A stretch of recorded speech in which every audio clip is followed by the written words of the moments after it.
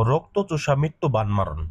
স্ক্রিনে আজকের এই মহাযজ্ঞের আসনে আমি আপনাদেরকে দেখাবো কিভাবে শত্রুকে দূর থেকে রক্তচোষা বান মারবেন। শত্রু আপনাকে দূর থেকে জ্বালাতন করতেছে বা কাছ থেকে জ্বালাতন করতেছে, শত্রু জ্বালায় অতিষ্ঠ হয়ে গেছেন, শত্রু জ্বালায় টিকতে পারতেছেন না। দেখেন, ভুগ ঠুক নিয়ে আসন নিয়ে নকশা নিয়ে মন্ত্র নিয়ে এই নকশাটা স্ক্রিনশট দিয়ে রাখেন। এই নকশাটা দিয়ে আপনারা দূর থেকে শত্রুকে নিধন করতে পারবেন, বান মারতে পারবেন। শত্রুকে বান মারার জন্য যারা দাঁড়া দাঁড়া ঘুরতেছেন, কাজ করতে পারতেছেন না, সেই সকল ভাইদের জন্য, সেই সকল বন্ধুদের জন্য আজকে সুখবর। আজকের এই বিদ্যাটা আমি আপনাদেরকে দিতেছি। মনে যদি আপনার বিশ্বাস থাকে, মনে যদি একিন থাকে, ইমান থাকে, এই বিদ্যাটার প্রতি আপনি বিশ্বাস রাখেন, এই বিদ্যাটার প্রতি একিন রাখেন, একিন রেখে কাজটাকে করেন, নিজের হাত দিয়ে কাজটাকে করেন, 100% শত্রু নিধন হবে। কোনো তান্ত্রিকের দ্বারা দ্বারা যাইতে হবে না। বান মারার জন্য হয়তো বা আপনি লক্ষাধিক টাকা খরচ করে ফেলতেছেন, ঘুরে ঘুরে দেখতেছেন, কিন্তু কাজ করতে পারতেছেন না।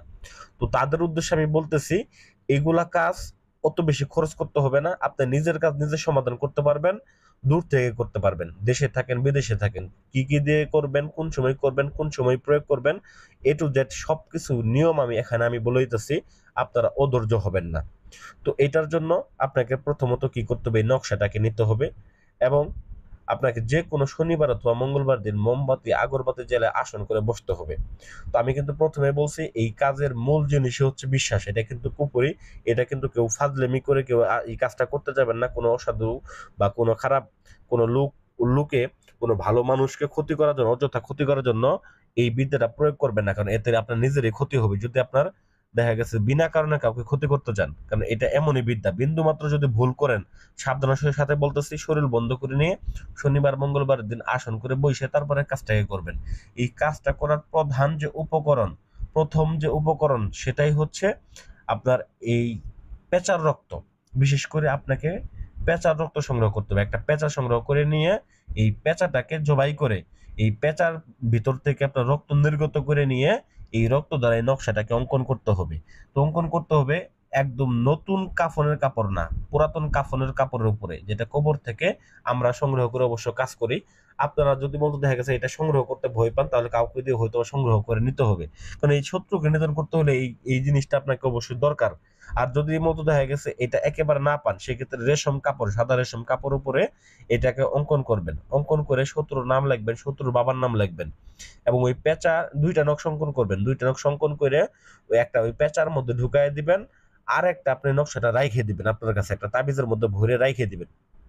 রেখে দেওয়ার পরে দেখেন এরকম ভাবে আপনারা ফলমূল দিয়ে সুন্দর করে এক বাটি আর ওয়ান টাইম প্লেট নেবেন, নিয়ে সাজাবেন। সাজায় ওই পেঁচা, গলা কাটা পেঁচাটা সহ, রক্তাক্ত পেঁচাটা সহ আপনারা কি করবেন, শ্মশান ঘাটিতে, হ্যাঁ, মহাকালী শ্মশান ঘাটিতে অথবা কালী মন্দিরের সামনে গিয়ে এটাকে আপনারা ভোগ দিয়ে চলে আসবেন। এটা গেল প্রথম পর্ব।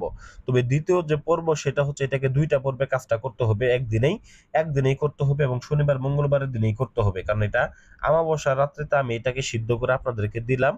আপনারা দেখা গেছে আপনাদের কোনো সিদ্ধ করতে হবে না, শুধুমাত্র প্রয়োগ করবেন আর ফলাফল নেবেন, ব্যাস, এতটুকুই। তো বিশেষ করে এই নকশাটাকে পরবর্তীকালে আবার আপনাকে অঙ্কন করতে হবে এবং যে শ্মশান ঘাটিতে আপনি যাবেন বা কালী মন্দিরের সামনে যাবেন, ওই কালী মন্দির থেকে আপনি আবার 1 মুঠ মাটি বা 2 মুঠ মাটি নিয়ে এসে একটা পুতুল বানাবেন। ওই পুতুলের মধ্যেও আপনি কি করবেন, এই নকশাটাকে ঢুকাই দিবেন। ঢুকায় দেওয়ার পরে আপনি শ্মশান ঘাটিতে যাবেন।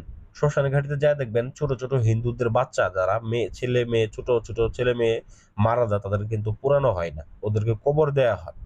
এই কবরের উপরে ওই পুতুলটা, যেটা আপনি তাবিজ ভরছিলেন পুতুলের মতো, ওই পুতুলটা আপনারা দাফন করে দিয়ে সোজা চলে আসবেন। চলে এসে 24 ঘন্টা অপেক্ষা করবেন। শত্রু দেশে থাকুক, বিদেশে থাকুক, যেখানে থাকুক, যে অবস্থায় থাকুক, ওই মা কালী তাকে ধ্বংস করে দিবে এবং ওই শ্মশান কালী তাকে ধ্বংস করে দিবে। সে যেখানে তো যতগুলা শরীর বন্ধ তাবিজ সে ব্যবহার করুক না কেন, তাকে মাত্র 24 ঘন্টার মধ্যে তার ঘাড় মোটকে, হ্যাঁ, ডাইরেক্ট সে স্ট্রোক, কবিরাজদের যদি পরীক্ষা করে দেখাবে যে স্ট্রোক করছে, ডাক্তারদের যদি পরীক্ষা করে দেখাবে স্ট্রোক করছে, কিন্তু প্রকৃতপক্ষে সে স্ট্রোক করে নাই।